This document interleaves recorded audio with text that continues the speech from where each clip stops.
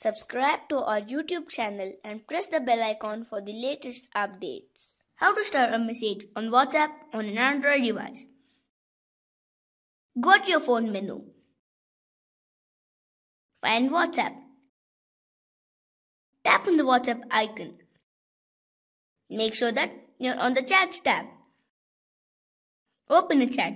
It may be an individual chat or a group chat. Tap and hold the message you wish to start. Tap the start icon that appears on top of the screen.